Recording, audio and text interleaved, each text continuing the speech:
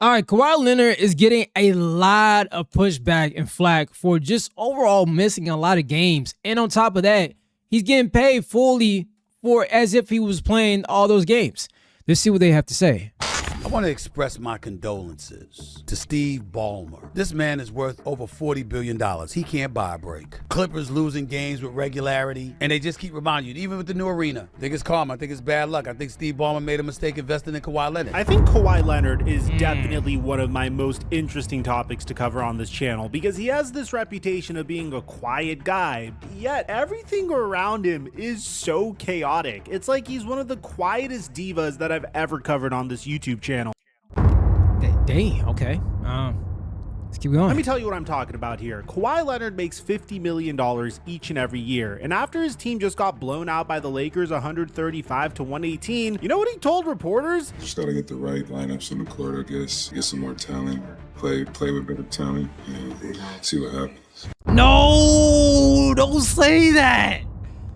Kawhi, come on. You have better media training than that, bro. Come on. The guy has missed 11 games already this season. This guy's team is being outscored by 57 points when he's on the floor. Kawhi is saying that the roster isn't good enough, but here's what makes this situation absolutely insane. The Clippers literally cannot improve their roster. They don't have a single first-round pick until 2030. Not 2026, not 2027, but 2030. And you know why they're in this situation? Because Kawhi Leonard wanted them to give up all their assets for Paul George and James Harden. I mean, Kawhi accidentally built a dynasty for the OKC Thunder while pushing the Clippers to become more competitive, and it gets way worse. So real quick, before we get to the content, we are still running our jersey giveaway.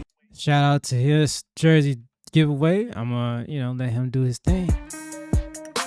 Yep. What's actually happening inside that Clippers locker room right now. What I'm about to tell you shows that this team is crumbling from the inside. Before Kawhi made... By the way, I do have all my reactions of clips and stuff and videos I react to. Links are always in the description, so that's how I'm able to give back as far as doing the reactions and breakdowns. So his link is in the description. I always say that in the beginning because people may not think that I don't do it, but I do those it. Comments that the Clippers need more talent. His head coach Ty Lue went on record and said, when you lose, your best player, the top 10 player when he's on the floor, it's hard to really make up for that. I know a lot of people say next man up, but if he's making $60 million and your next man up is making, $400,000, it's not really the same, Now, think about what Ty Lue just did there. He called out Kawhi Leonard's salary. He pointed out that Kawhi hasn't been available, and he basically said the team can't function without him while simultaneously acknowledging that Kawhi isn't there most of the time. That's not normal coach speak. That's frustration boiling over. That's a head coach who's tired of taking the blame for losses when his best player keeps missing games. And let me show you some statistics that'll make... So why does he keep missing games? Is it due to an injury, or he's not feeling like he'd be able to, get in those games? And he's not feeling well. Make Ty Lue's comment even more frustrating. Law Murray from The Athletic reported that the Clippers have been outscored by 57 points when Kawhi Leonard's on the floor this season. So Ty Lue is out here calling Kawhi Leonard a top 10 player, but when Kawhi's actually playing, the team is getting destroyed. You literally can't make this up. So let me get this straight. Kawhi misses most of the games and the team struggles without him, but when he does play, they're actually worse, and his solution is to say that the roster needs more talent? Something clearly doesn't add up here. And what I'm about to show you is why the Clippers can't do anything even if they wanted to.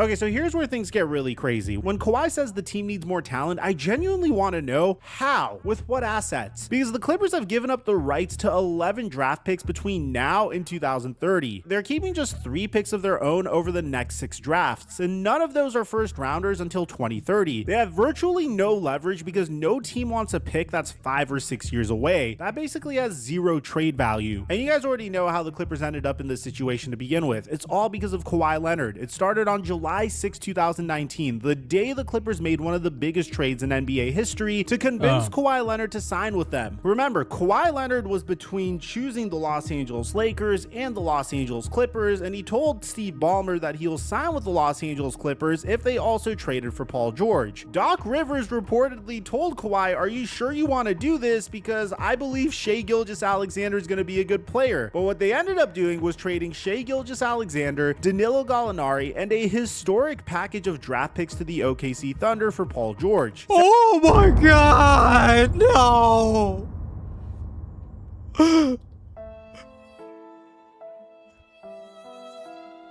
I didn't know it was that bad.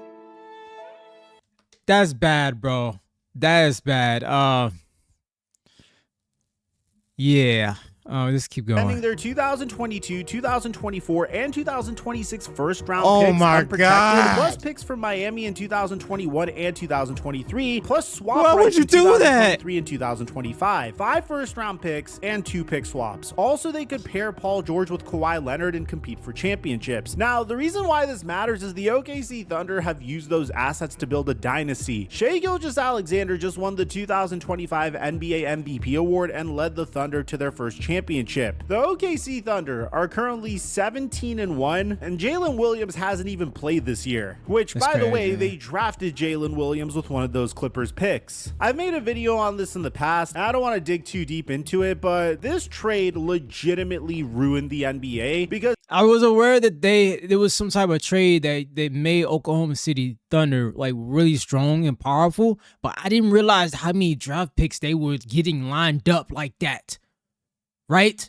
Like, that is crazy. now the OKC Thunder, who've only lost 1 game without their second best player even playing this year, Oh, it's currently over. have a It's over. 31.4% chance at a top 4 selection in this year's NBA draft because the Los Angeles Clippers traded their pick to them for Paul George. It's Meaning over. the This is a defending finesse. champions could add either Cam Boozer, AJ DeBonta, or Darren Peterson to a roster that already has the MVP, Chet Holmgren, and Jalen Williams. At that point, what are they even going to do with that player? Is he going to come off of the bench? Are they just going to start trading away their established two-way players for more draft capital in the future and just keep reloading as the future goes on? The Clippers accidentally built the Thunder dynasty and they're still paying for it. Now you might be thinking, okay, that Paul George trade was bad, but that was 2019. Surely the Clippers learned their lesson, right? No, because in October of 2023, they sent their 2028 unprotected first-round pick to the Sixers and 2 second-round picks and a 2029 pick swap for James Harden, meaning the only assets the Clippers could currently trade right now is their 2030 first-round pick and a 2031 second-round pick. And This is what happens when you do short term trying to hurry up and try and compete with other teams. You try to build short term. In response, you mess up the whole economics. You mess up the whole team, and not only just the teams that you're playing for and that you're managing, but other teams. This is crazy. typically, nobody wants picks that far out, but hell, it really worked for the OKC Thunder, so I wouldn't be shocked if a team takes them up on that offer. And the reason I'm bringing all of this up is because it just shows you how out of touch Kawhi Leonard is. It was Kawhi Leonard's request that got them into this situation in the first place. So when Kawhi Leonard goes on national television after losing to the Los Angeles Lakers and says this, Get some more talent, play with better talent, and see what happens. I have multiple questions. One, No. have you not learned anything from the last time you made this request? Because No. you quite literally ruined the NBA as a result of forcing your new team to trade for Paul George. 2, what assets do you even have to improve the roster? And 3, I have to hand it to the Clippers. On paper, they actually made some intelligent moves this past offseason. Yes, I know the Norman Powell trade blew up in their face, but they weren't going to be able to keep him anyway. So trading him for Okay. John Collins and then signing Bradley Beal on a veteran minimum deal made a lot of sense at the time. It just hasn't panned out for the Clippers so far. So how are the Clippers supposed to improve? You can't trade what you don't have. You can't sign free agents when you're capped out. You can't draft players when you don't own your picks. The Clippers are stuck with exactly who they have, and Kawhi is just gonna have to take a pay cut, bro, so he can get some. They can get free agents. That's probably what is gonna have to happen, bro. Like if you really want to win, contend, but I don't think he's gonna take a pay cut. Who's gonna take a pay cut? Not him. Not that's him. a direct result of the moves that Nobody. they made to build around Kawhi Leonard. This isn't bad luck. This is the consequence of going all in on a player who hasn't been able to stay healthy.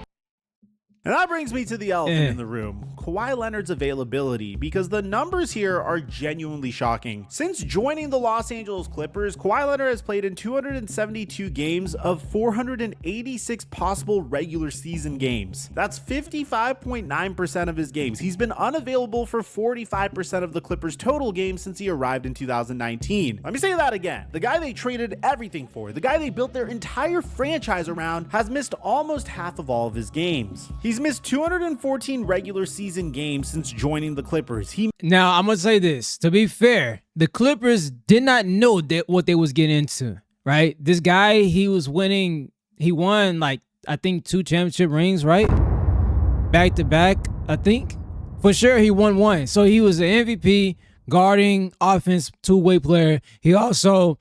2-time finals MVP missed. So he was 2 times finals MVP. He won he won, I think, 2 championships. I have to look again, man. I've been tapped out. But he's won a championship ring. He's coming off of all these high status awards and things he's done.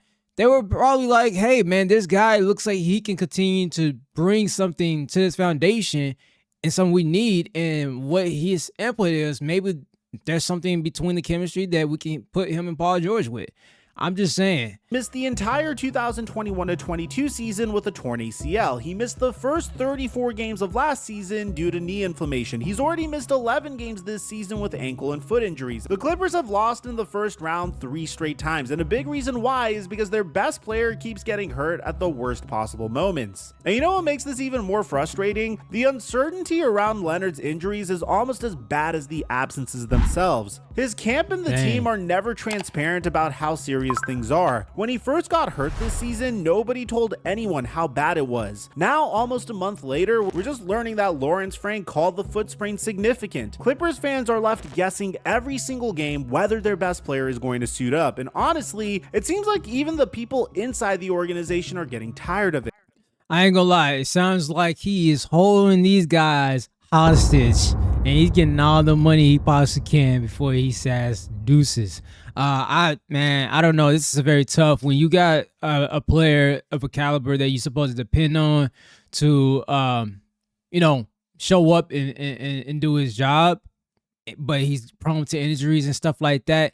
It's very tough. You can't force a player to go out and play if they're quote unquote injury prone in a situation where they are an injured, because then you put them in greater risk. So they only can go off what they hear by ear.